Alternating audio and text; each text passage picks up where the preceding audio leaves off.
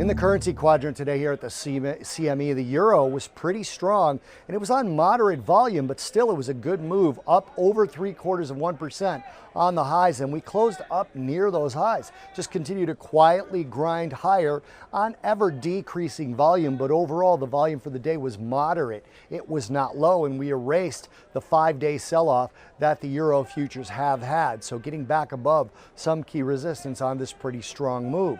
The ECB, the European Central Bank, released its economic bulletin today, and they're saying that PMI points to a moderate recovery in manufacturing as well as in consumer spending. It's a very interesting thing for them to point out because the PMI figures for most of the EU have been below 50, so representing contraction. So while they climbed a little bit in the last release, still below 50 is still a contracting economy. So they might be referring more to stabilization that the EU can kind of bounce off of, but it was part of the reason that the euro got stronger, because since the US is definitely out of the picture in terms of the Fed making any sort of easing moves or any sort of easier monetary policy except for the repo markets, maybe this meant that the ECB doesn't have to be as aggressive in terms of easing monetary policy on their side. And we'll get some pretty important data referencing those PMI figures next week, as we've got EU market PMI figures